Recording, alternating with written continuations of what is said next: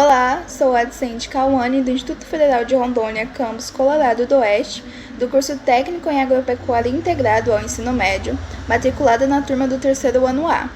E agora, juntamente com os discentes Breno, Denise, Mariane e Otávio, irei apresentar o seminário proposto pelo docente Dr. Alan Andrade Mesquita sobre o fornecimento do capim Peniceutum purpureum, mais conhecido como capim-elefante, para equinos.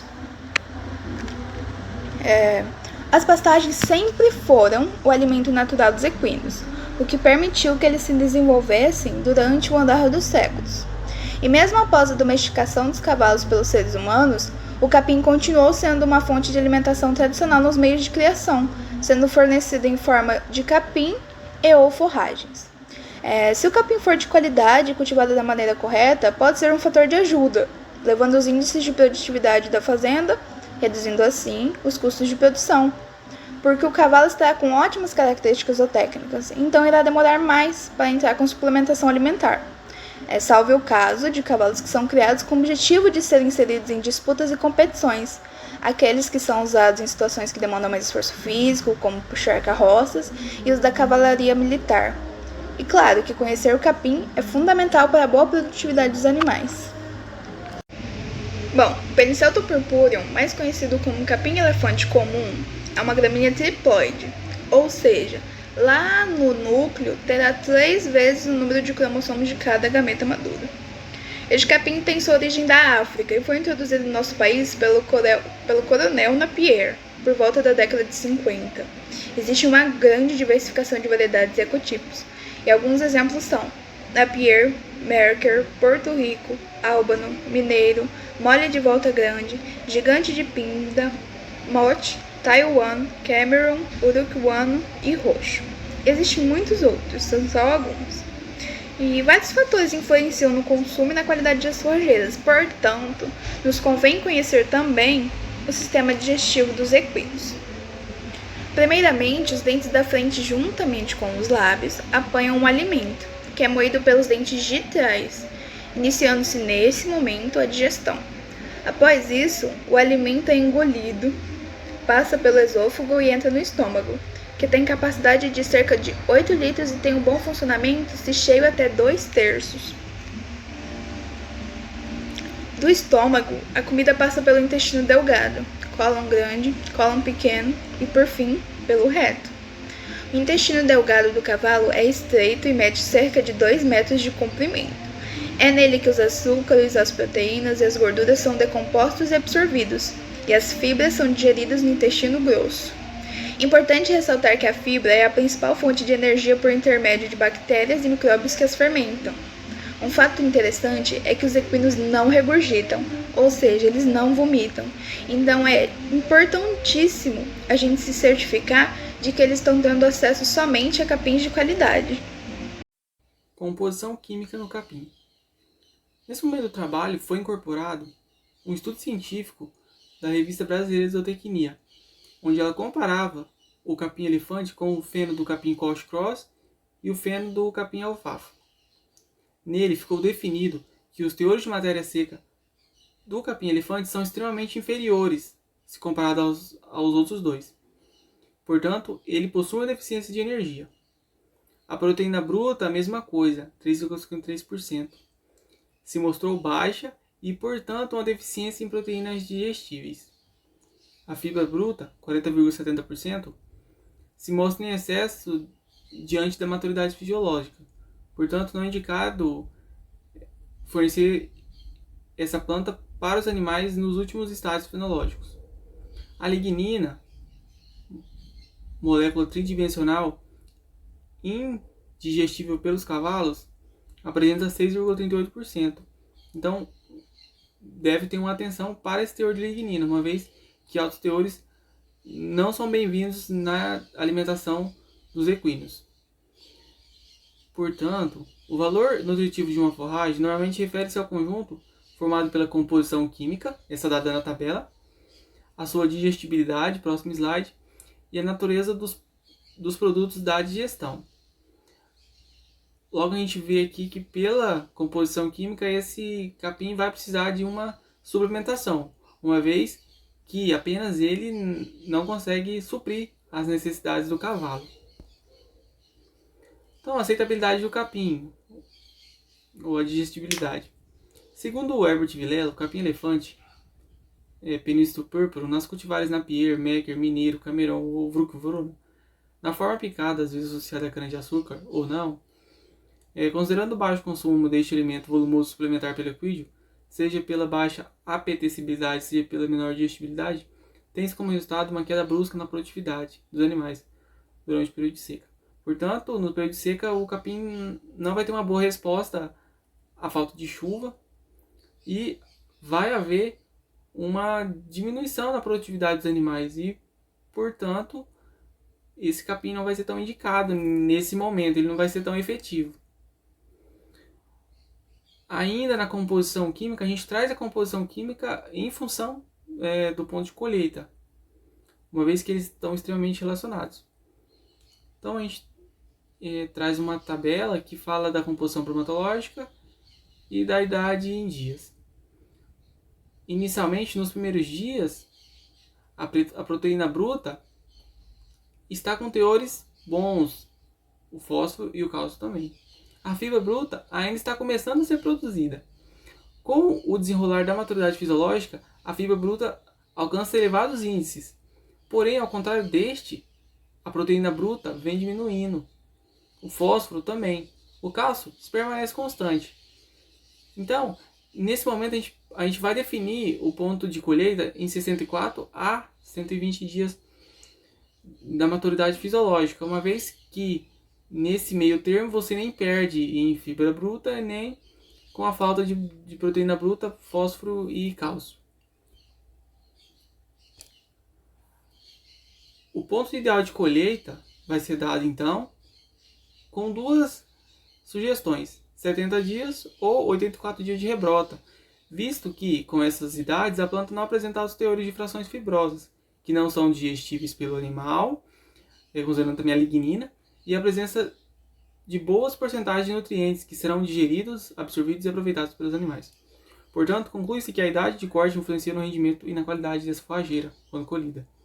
As características nutricionais da planta tendem a ser alteradas conforme a maturidade fisiológica. Benefícios e malefícios do capim-elefante na produção de alimentação do equino. Seus benefícios são que ele tem maior aproveitamento na forrageira produzida, uma perda de campo significativa, porque é muito pouca se comparada às outras, um valor nutritivo muito grande, que vai trazer mais resultados para o seu animal, e a proteína bruta de 10%, superior à da silagem do milho, né, que é de 7%, que também vai trazer mais melhorias. Os malefícios. Tem uma rápida perda de valor nutritivo com o passar dos anos, que requer que seu animal tenha uma alimentação com poder de valor nutritivo, proteína e suplementação maior do que ele já recebia. Fibra em teor em excesso, que vai ocasionar o quê? Cólica.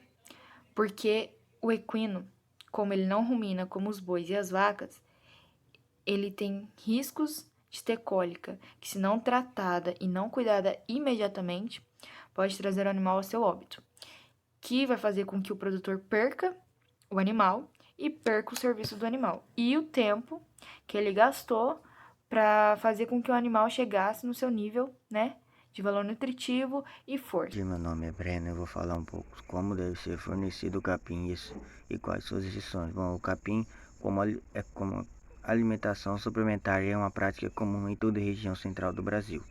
O capim-elefante é uma fonte tradicional de suplementação volumosa na seca.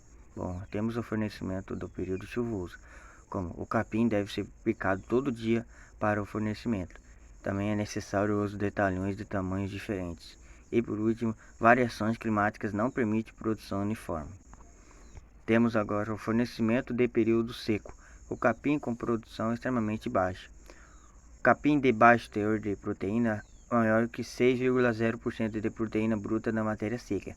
E o capim com baixo teor de digestibilidade maior de 55,0% da matéria seca. Temos aqui a silagem de Penicetum purpureum. O capim elefante ele tem a produção de baixo custo, e já o milho ele tem a produção de alto custo. O capim-elefante ele produz 150 toneladas por alqueire, já o milho 40 toneladas por alqueire. O capim-elefante ele tem 4,5 a 5,0% de proteína, já o milho é de 7,5% a 8,5% de proteínas. O capim-elefante ele tem 50% de NDT, já o milho é 65% de NDT. A silagem de penúncio purpúreo. Recomendações.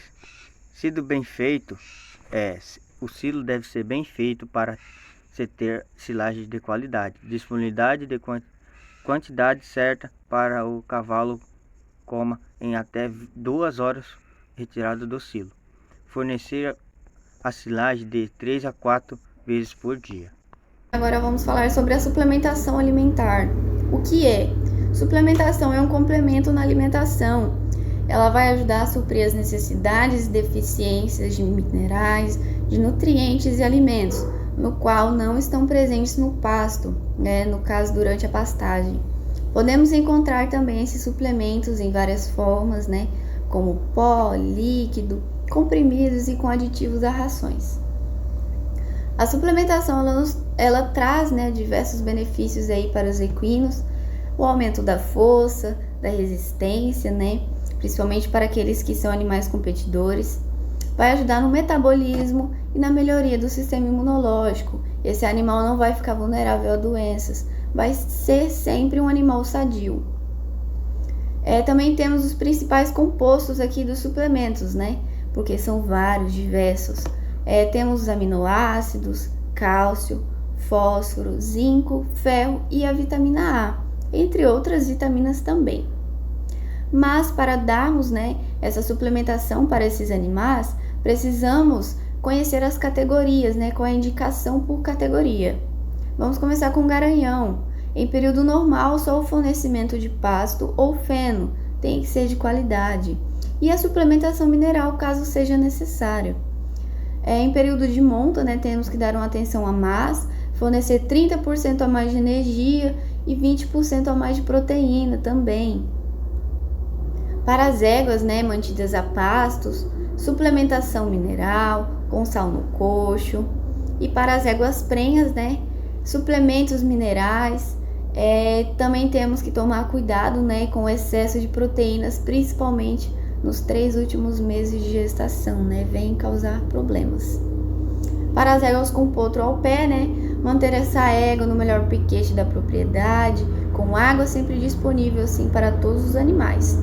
Para os recém-nascidos, já podemos iniciar a alimentação com os minerais e vitaminas, para aumentar o sistema imunológico desse animalzinho, desse potro, dessa potranca. Já para aqueles potros e potrancas desmamados de 6 a 12 meses, já podemos fornecer aí concentrados com os suplementos. De 12 a 18 meses, também podemos fornecer concentrados e suplementos e o pasto já, com a pastagem. E de 18 meses em diante, alimentar conforme as características e necessidades nutricionais, E para a fase de doma também, temos que ver com a necessidade desse animal. Para cavalos competidores, que são aqueles cavalos que realizam treinamentos e disputas. Fornecimento de suplementos alimentares, mas aí precisamos de um rigoroso acompanhamento para ver qual é a necessidade mesmo desse animal. Para a cavalaria militar também exige o mesmo tratamento. Para aqueles cavalos idosos, a partir de 20 anos, a gente tem que dar aquela necessidade, qual é a necessidade nutricional desse animal, fornecer, enfim. Mas sempre temos, em geral, para aqueles animais, sempre temos que conhecer a necessidade nutricional de cada um. E este foi o nosso trabalho. Espero que nenhum problema técnico ou barulho externo tenha atrapalhado no entendimento de nossa fala. Obrigada pela atenção.